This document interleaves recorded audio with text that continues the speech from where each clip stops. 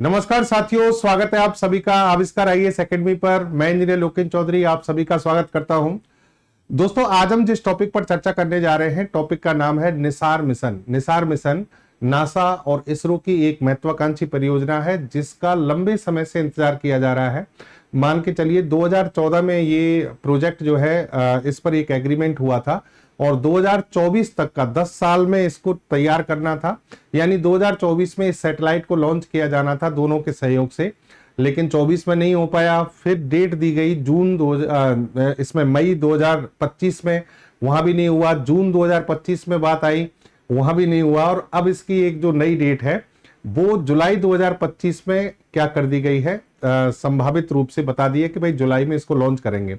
लेकिन अब पूरी तरह से ये प्रोजेक्ट तैयार हो चुका है। इसके बारे में नासा और इसरो ने बता दिया है, क्योंकि नासा के द्वारा जो सैटेलाइट बनाया जाना था वो इसरो को सौंप दिया गया है। अब इसके केवल लॉन्चिंग का कार्य बाकी है। जो लॉन्च कौन करने वाला है, इसको श्रीहरिकोटा यानी SDSC Satish Dhawan space centre से इसरो के द्वारा लॉन्च किया जाएगा। तो ये मिशन देखिए, सबसे बड़ी बात यह है कि लॉन्च तो चलिए जुलाई में हो जाएगा, लेकिन ये मिशन अभी तक का नासा और इसरो के बीच में जो कोलैबोरेशन हुआ, ये सब अभी तक का सबसे महंगा कोलैबोरेशन है। यानी ये सबसे महंगी परियोजना है। तो इस प्रोजेक्ट के द्वारा, निसार मिशन के द्वारा नासा और इसरो मिलकर क्या करने जा रहे हैं, भारत के आम नागरिकों या अमेरिका के आम नागरिकों के जीवन पर इसका क्या प्रभाव पड़ेगा, इसके क्या यूजेज होंगे, इसमें तकनीकी रूप से क्या चीजें हैं, सभी चीजों को आज हम इस सेशन में समझने जा रहे हैं। तो सेशन में बने रहिए। चैनल पर पहली बार आए हैं तो सब्सक्राइब कर लीजिए और आगे बढ़ते हैं, समझते हैं ध्यान से। देखिए, निसार मिशन का मतलब क्या है। यहां पर एन का मतलब है नासा, आई का मतलब है इसरो और SAR एक विशेष प्रकार का रडार सिस्टम है जिसके कारण ये मिशन जो है अपने आप में बहुत ज्यादा विशिष्ट है। इसे कहते हैं सिंथेटिक एपर्चर रडार। क्या होते हैं ये, आगे आपको पूरे उस पर चर्चा करेंगे। यहां पर देखिए न्यूज किस तरीके से बनती है। लगातार 2024 में इसको लॉन्च करने की बात, जैसा कि मैंने कहा, बताई जा रही थी, लेकिन ये नहीं हो पाया। फिर इन्होंने इसको सेट किया जून 2025 में, लेकिन जून 2025 में भी ना होने कारण अब इसको जुलाई में क्या किया जाएगा, भेजा जाएगा। इस मिशन की खास बात यह है कि ये मिशन 1.5 बिलियन का है। 1.5 बिलियन डॉलर का ये मिशन है, इसकी लागत है। यानी लगभग अगर हम भारत की बात करें तो भारत के 12,000 करोड़ रुपए के आसपास का ये क्या है, मिशन है। सोचिए, एक सैटेलाइट 12,000 करोड़ अपने आप में बहुत विशिष्ट होते हैं। भारत का जो मिशन था मंगलयान, जो मंगल ग्रह के लिए भेजा गया था, ये तो LEO में भेजा जाएगा। लगभग 750 किलोमीटर के आसपास पे भेजा जा रहा है ये सैटेलाइट। तो मंगलयान तो लाखों किलोमीटर दूर गया था मंगल ग्रह पर और उसकी लागत हमारी 450 करोड़ रुपए आई थी। तो ये 12,000 करोड़ रुपए का प्रोजेक्ट है। इसका मतलब अपने आप में बहुत कुछ खास होने वाला है। इससे बहुत कुछ खास आपको चेंज मिलने वाला है। श्रीहरिकोटा से इसको हम क्या करेंगे, लॉन्च करेंगे। ये एक कोलैबोरेशन है, यानी दोनों अंतरिक्ष एजेंसी, USA की नासा और भारत की इसरो के बीच में कोलैबोरेशन है। तो दोनों ने मिलकर इस पर काम किया है। कुछ उपकरण तो उन्होंने बनाए हैं, कुछ उपकरण हमने बनाए हैं और लॉन्चिंग इसकी भारत से की जाएगी। सैटेलाइट का मोस्टली पार्ट जो है अमेरिका ने बना कर दिया है। रडार सिस्टम भी इसमें क्या है, अलग अलग देशों ने काम किया है, यानी भारत ने भी और उसने भी। चलिए अब इस पर खबर को पूरी तरह से विस्तार से एक एक पॉइंट पर आपको बताते हैं। देखिए, नासा के अधीन एक कंपनी है जिसका नाम है jet propulsion laboratory. Jet propulsion laboratory जो है इसके बीच में और भारत की अंतरिक्ष एजेंसी इसरो, इन सब ने नासा के अधीन तो ये काम कर रही है JPL और इधर इसरो काम कर रहा है। दोनों ने मिलकर किसको तैयार किया है, निसार मिशन को तैयार किया है। 2014 में हमारा इसमें क्या हुआ था, एग्रीमेंट हुआ था और जनवरी 2024 में इसे लॉन्च किए जाने की संभावना थी। लॉन्च करने की जिम्मेदारी हमें दी गई थी, यानी सतीश धवन अंतरिक्ष केंद्र जो है हमारा SDSC श्रीहरिकोटा आंध्र प्रदेश में, वहां से इसको लॉन्च किया जाना था। लॉन्च किए जाने की जो तिथि थी जनवरी 2024, उसको खिसकाकर पहले जून 2025 किया गया और अब कर दिया गया है कौन सा, जुलाई में। यानी जुलाई में इसे लॉन्च किया जाएगा। लेकिन अब ये जुलाई में लॉन्च इसलिए हो जाएगा क्योंकि जो सैटेलाइट था जिसमें देरी हो रही थी, वो सैटेलाइट अब इसरो को सौंप दिया गया है। किसने सौंपा है? नासा ने। यानी वो सैटेलाइट अब कंप्लीट हो गया और इसीलिए आज ये खबर चर्चा में है। आज हम इस खबर को इसीलिए पढ़ रहे हैं। आज के दिन ये नासा ने क्या किया, एक प्रोग्राम आयोजित किया और उसमें जो सैटेलाइट था वो इसरो को क्या किया, सौंप दिया कि भाई अब लॉन्च की जो जिम्मेदारी है वो आपकी है, क्योंकि ये दोनों मिलकर काम कर रहे हैं। चलिए, ये मिशन जो है, मिशन लगभग 3 साल तक काम करेगा, यानी 3 वर्ष का ये मिशन है। हालांकि इसमें मैं आपको बता दूं कि लाइन मिशन ड्यूरेशन 3 साल का है, लेकिन कंज्यूमेबल जो है वो 5 साल है। एक्चुअल में आगे चलकर हम देखेंगे इसमें 2 प्रकार के रडार सिस्टम हैं जो अलग अलग बैंड में काम करेंगे, एक एस बैंड में, एक एल बैंड में। एल बैंड वाला जो है वो नासा ने बनाया है, एस बैंड वाला जो है इसरो ने बनाया है। ठीक है, ये बैंड क्या होते हैं मैं आगे सारी चीज बताऊंगा आपको। तो जो नासा वो है, नासा एल बैंड के जो रडार हैं उनको तो 3 साल यूज करेगा, लेकिन भारत उसको 5 साल यूज करने जा रहा है। ठीक है, अच्छा, ये इसका पूरा स्पेसिफिकेशन है। लगभग 747 किलोमीटर पर लो अर्थ ऑर्बिट जो है हमारी, उसमें इसको छोड़ा जाएगा। अंतरिक्ष में लो अर्थ ऑर्बिट क्या होती है अभी बताता हूं आपको। 12 दिन में ये पूरे विश्व का मानचित्रण कर लेगा। मतलब जब पृथ्वी के चारों ओर ये चक्कर लगाएगा, ध्रुवों के चारों ओर चक्कर लगाते हैं ये वाले सैटेलाइट, और ये 12 दिन में पूरी पृथ्वी का ऑब्जर्वेशन कर लेगा, अवलोकन कर लेगा। ये देखिए आप ऑर्बिट्स, आपको बता दें कि एक तो ऑर्बिट ऐसी हैं जो ये बहुत बड़ी होती हैं, लगभग 36,000 किलोमीटर के आसपास की ऊंचाई पर इसमें सैटेलाइट छोड़े जाते हैं। ये तो कम्युनिकेशन सैटेलाइट के लिए होती हैं, लेकिन जिन सैटेलाइट्स की हम बात कर रहे हैं वो ये वाली ऑर्बिट है। कौन सी? ये वाली, जो कि पोलर ऑर्बिट कहलाती है। क्या कहलाती है? Polar orbit. यानी ध्रुवों के चारों ओर इसमें सैटेलाइट क्या करता है, चक्कर लगाता है, और ये 200 किलोमीटर से 1000 किलोमीटर के बीच मानी जाती है लगभग। ठीक है, तो 700 लगभग 767 किलोमीटर या 750 किलोमीटर के आसपास मान लीजिए इस सैटेलाइट को क्या किया जाएगा, स्थापित किया जाएगा। चलिए, अब ये सैटेलाइट जो है खास क्या है समझना। इसमें बहुत सारी चीजें, ये सैटेलाइट का आप एक फोटो देख रहे होंगे, ये इसका एक स्ट्रक्चर है जिसका बड़ा स्ट्रक्चर मैं आपको अभी बताऊंगा। और ये इसके ऊपर एक बड़ा सा एंटीना लगा है, RAR बोलते हैं इसको, रडार एंटीना रिफ्लेक्टर है ये, जो सिग्नल को क्या करेगा, रिफ्लेक्ट करेगा फिर इसको कलेक्ट करने के लिए। तो नासा के द्वारा इसमें कुछ चीजें बनाई गई हैं और कुछ इसरो के द्वारा। अगर नासा की हम मोटी मोटी बात करें तो एक तो नासा के द्वारा इसमें रिकॉर्डर को बनाया गया है। किसको बनाया गया है? रिकॉर्डर। और दूसरा जो है इसमें LSAR का मतलब एल बैंड वाला जो सिंथेटिक एपर्चर रडार है उसको बनाया गया है। सिंथेटिक एपर्चर रडार अभी आपको समझ में नहीं आ रहा होगा, मैं जब इस पर आऊंगा तो वहां आप बात करेंगे। ठीक है, और इधर एस बैंड का जो SAR है, synthetic aperture radar, L band वाला नासा, और एस बैंड वाला जो है वो किसने बनाया है? इसरो के द्वारा डेवलप किया गया है। इसरो ने इसमें और भी इलेक्ट्रॉनिक उपकरण बहुत सारे बनाए हैं, स्पेस क्राफ्ट बनाया है, और फिर खुद का लॉन्च व्हीकल GSLV उसके द्वारा लॉन्च करने की जिम्मेदारी इसरो को दी गई है। ये जो स्ट्रक्चर आप यहां पर देख रहे थे, ये वाला, ये आप अगर इसको देखेंगे तो ये एक भारी भरकम स्ट्रक्चर है जो इस तरीके से डेवलप किया गया है। और इसमें JPL के द्वारा, इस सैटेलाइट को पूरे को JPL के द्वारा बनाया गया है, लेकिन इसमें इंस्ट्रूमेंट इसरो ने जो बनाकर भेजे वो भी लगाए गए हैं। ठीक है, और नासा के भी लगे हैं, और लॉन्चिंग भारत करने वाला है। चलिए, अब इसमें देखिए आप, ये इस पर लंबे समय से इस जटिल प्रक्रिया पर काम चल रहा था, रेगुलर काम चल रहा था 2014 के बाद से, जब से इस पर क्या हुआ, एग्रीमेंट हुआ है। ठीक है, अब समझिए, इसमें यहां आपको पूरी डिटेल आपको बता देते हैं कि नासा ने एल बैंड SAR, यानी जो मैंने आपको बताया एल बैंड का सिंथेटिक एपर्चर रडार, इसके अलावा हाई डेटा रेट टेलीकॉम जो डिवाइस है वो इसको बनाया है। GPS से इसको कैसे कनेक्ट किया जाएगा ये भी नासा के द्वारा बनाया गया है। और high capacity solid state recorder जो कि सिग्नल और सूचनाओं को रिकॉर्ड करेगा, ये सारे उपकरण नासा ने बनाए हैं। इधर भारत की बात करें तो एक स्पेस क्राफ्ट भारत के द्वारा बनाया गया है जिसमें ये सारे उपकरण, एसेसरी जो है वो रखी जाती हैं। फिर लॉन्च व्हीकल जो है वो किसका होगा? इसरो का होगा। एस बैंड का जो सिंथेटिक एपर्चर रडार है वो भी किसका होगा? इसरो का होगा। चलिए, ये आप GSLV का फोटो देख सकते हैं, जिस GSLV के द्वारा अब श्रीहरिकोटा से इसे लॉन्च किया जाएगा। लगभग 2800 किलोग्राम का ये क्या है? उपग्रह है, सैटेलाइट है। अब यहां से आप चीजों को एक एक करके समझना शुरू कीजिए। देखिए, मैंने इंफॉर्मेशन सारी बता दी, अब इसकी जो टेक्निकल चीजें हैं उसको समझिए।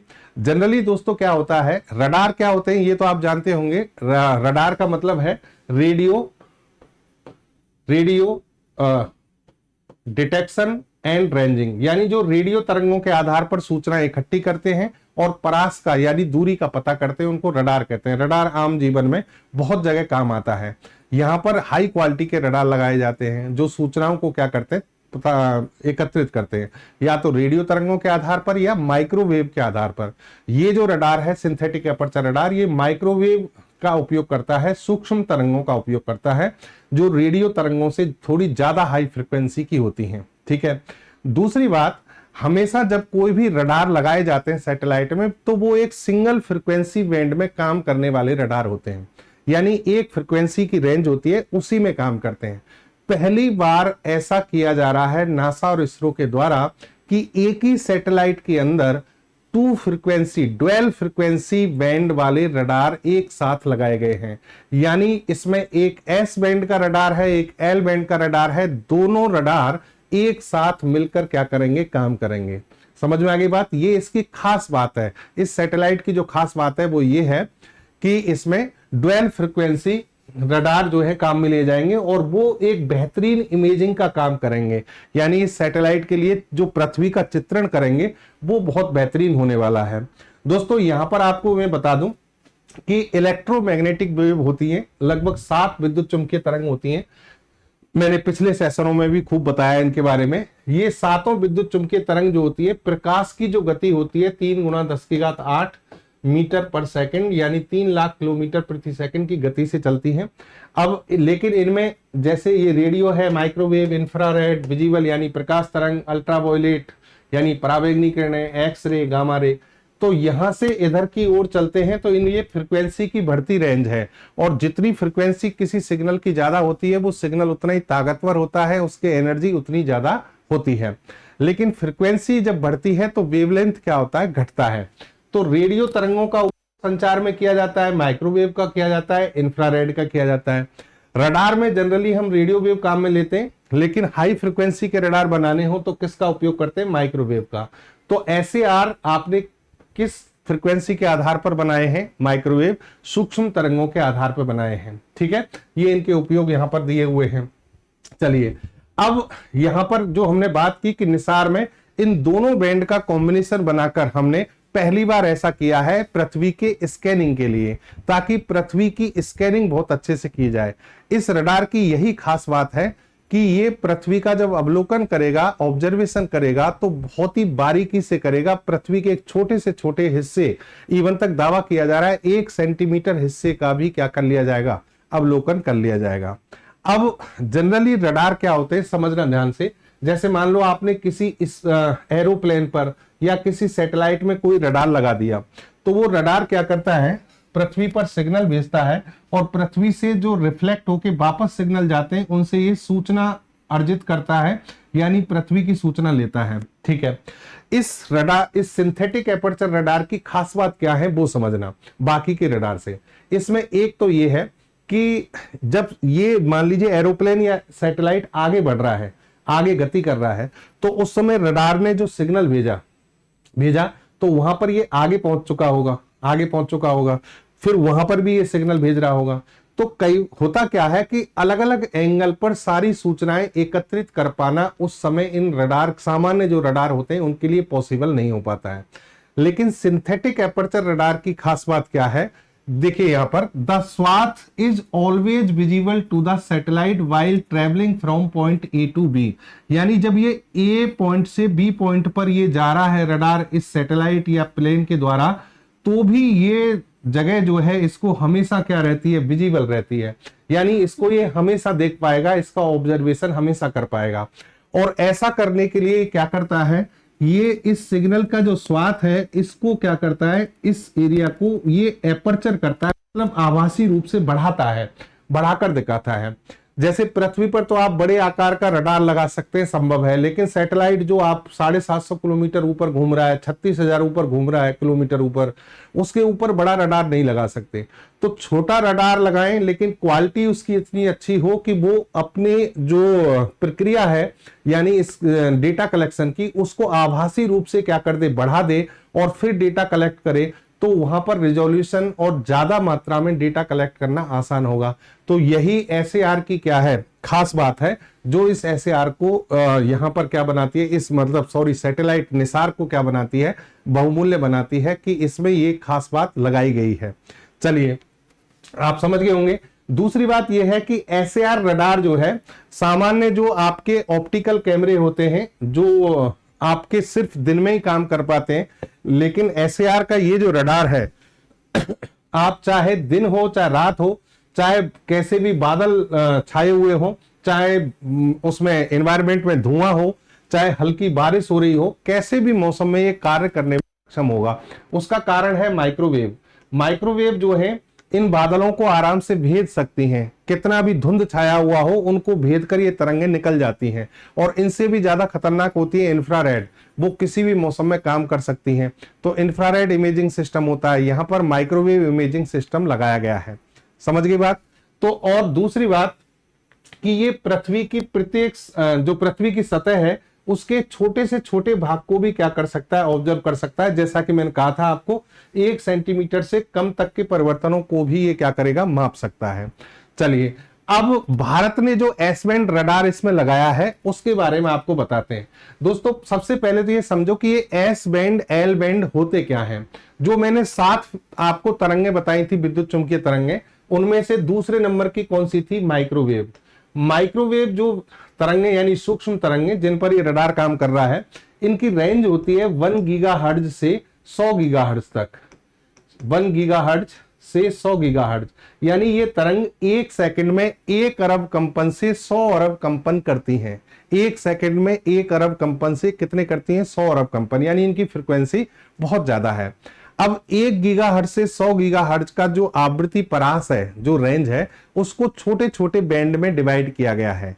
ठीक है, प्रैक्टिकली जहां तक यूज कर पाते हैं वो लगभग ये बैंड बनाए गए हैं। जैसे पी बैंड बना दिया, L band, S band, C band, X band, K U, K का, एल एस सी, के कू, के का। ठीक है, अब इनकी सबकी अलग अलग फ्रीक्वेंसी होती है। एल बैंड की फ्रीक्वेंसी 1 से 2 गीगाहर्ट्ज है, एस बैंड की फ्रीक्वेंसी 2 से 4 गीगाहर्ट्ज है।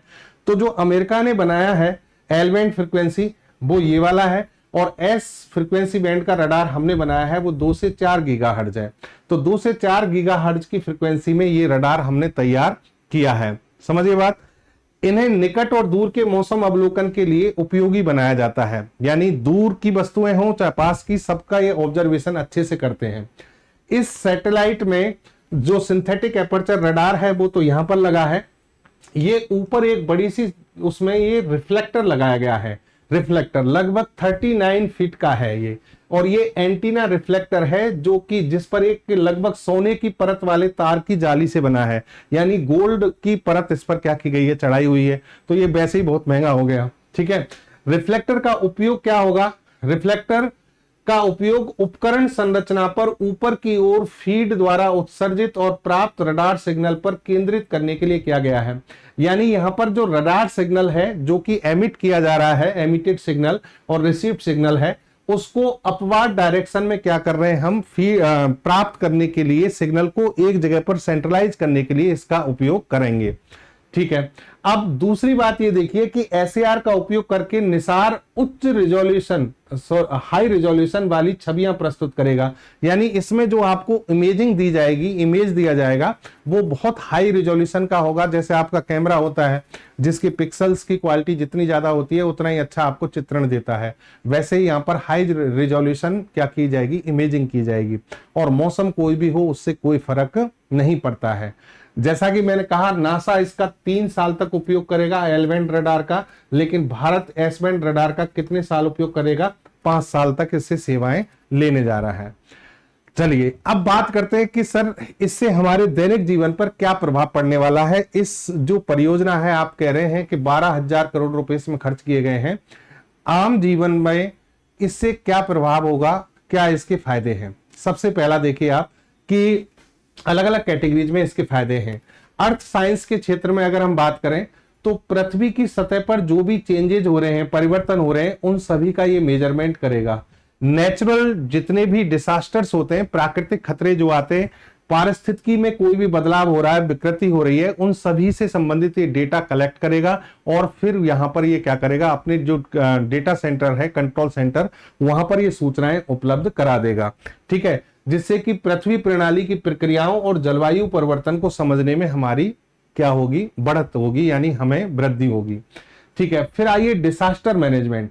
डिसास्टर मैनेजमेंट का मतलब है जैसे कि प्राकृतिक आपदाएं आती हैं, बहुत सारी, भूकंप आ गया, सुनामी आ रहा है, ज्वालामुखी फट रहा है, इन सभी प्राकृतिक आपदाओं का ये निसार जो है बहुत बेहतरीन अध्ययन करेगा और पहले से ही इंफॉर्मेशन देगा कि ऐसा क्यों हो रहा है, यहाँ पर क्या परिवर्तन होने वाले हैं इस जगह पर और क्या चीजें हो सकती हैं।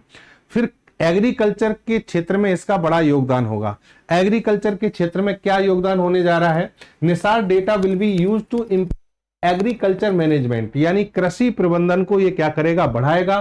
Food security by providing information on crop growth, यानी फसल की कितनी वृद्धि हुई है, कितनी ग्रोथ हो सकती है, उसके आधार पर हम खाद्य सुरक्षा को क्या कर सकते हैं, बता सकते हैं, खाद्य सुरक्षा को मजबूत कर सकते हैं।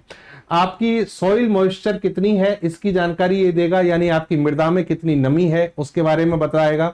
भूमि में क्या बदलाव आ रहे हैं जगह जगह पर, उनके बारे में ये जानकारी प्रदान करेगा। और इस तरीके से ये एग्रीकल्चर मैनेजमेंट और फूड सिक्योरिटी के क्षेत्र में बड़ा सहयोगी होने वाला क्या है, सैटेलाइट सिस्टम है जो आपको सहायता करेगा। फिर आ जाइए इंफ्रास्ट्रक्चर मॉनिटरिंग, यानी आपको मॉनिटरिंग का मतलब होता है निगरानी। पृथ्वी पर जो अवसंरचना है उस सतह पर, पृथ्वी की सतह पर, उस पर ये क्या करेगा, निगरानी करेगा, मॉनिटरिंग करेगा। मिशन इंफ्रास्ट्रक्चर मॉनिटरिंग और प्रबंधन हेतु डेटा मुहैया कराएगा। जैसे कि कहीं पर मान लीजिए ऑयल लीकेज हो रहा है, तेल रिसाव है, शहरीकरण, अर्बनाइजेशन कहां पर कैसे बढ़ रहा है, वनों की कटाई कितनी हो रही है, इन सब पर ये क्या करने वाला है, निगरानी करने वाला है। तो ये इसलिए भी एक महत्वपूर्ण है। दूसरा देखिए कि अभी सबसे बड़ी समस्या इस दुनिया की है क्लाइमेट चेंज, जलवायु का परिवर्तन होना। जिन क्षेत्रों में बारिश कम होती वहां ज्यादा होने लग गई है, जहां पर ये मान के चलिए कि बहुत ज्यादा बारिशें होती थी वहां कम हो गई हैं, कहीं बाढ़ की स्थिति, कहीं सूखा, ये पहले भी होते थे लेकिन अब इनके होने की दर बढ़ गई है। दर क्यों बढ़ी है साहब, क्योंकि हम कार्बन एमिशन बहुत ज्यादा कर रहे हैं, उससे ग्रीन हाउस इफेक्ट में वृद्धि हो रही है। ग्रीन हाउस इफेक्ट से पृथ्वी का तापमान बढ़ रहा है और तापमान बढ़ने से पृथ्वी का जो क्लाइमेट चेंज है वो लगातार हो रहा है, जलवायु परिवर्तन हो रहा है। तो जलवायु परिवर्तन के कारण पृथ्वी का तापमान तापमान पृथ्वी का जो बढ़ रहा है, उससे जलवायु जो परिवर्तित हो रही है उसमें ग्लेशियर लगातार पिघलते जा रहे हैं। आइस शीट्स हैं, बर्फ की जो परतें हैं वो लगातार पिघलती जा रही हैं। बर्फ की शीट या ग्लेशियर के लगातार पिघलने से नदियों में क्या है, एक बार तो बाढ़ की स्थिति बन जाती है, लेकिन जब ग्लेशियर के जमने की जो दर है और पिघलने की जो दर है, अगर मान लीजिए उन दोनों में फर्क आ जाता है, ज्यादा पिघल रहा है, जम नहीं रहा है, तो आने वाले समय में ये नदियां क्या होंगी, सूख जाएंगी। तो इन सभी पर नजर रखने के लिए ग्लेशियर, समुद्र के स्तर में पानी की वृद्धि, कार्बन भंडारण, इन सभी पर नजर रखने के लिए निसार मिशन बहुत ज्यादा उपयोगी होने वाला है। इन सभी के लिए इस प्रोजेक्ट को बनाया गया है। तो दोस्तों ये था हमारा निसार मिशन, जिसमें नासा और इसरो एक बेहतरीन काम करने जा रहे हैं और जितने भी आम जीवन से संबंधित जितनी सूचनाएं हैं उन सभी के लिए इस प्रोजेक्ट को तैयार किया गया है और आने वाले समय में यह आपको बहुत अच्छी फैसिलिटी देगा। अगले महीने यानी जुलाई 2025 में ये सैटेलाइट भेज दिया जाएगा LEO में, लो अर्थ ऑर्बिट में, निम्न भू कक्षा में। जो पोलर अर्थ ऑर्बिट है उसमें लगातार चक्कर लगाता रहेगा। चलिए, उम्मीद करता हूं सेशन आपको समझ में आ गया होगा, आप समझ पाए होंगे कि निसार मिशन क्या है। आगे मिलेंगे नई जानकारी के साथ नए सेशन में। बने रहिए इसी प्रकार से, अपना प्यार बनाए रखिए। जय हिंद, जय भारत।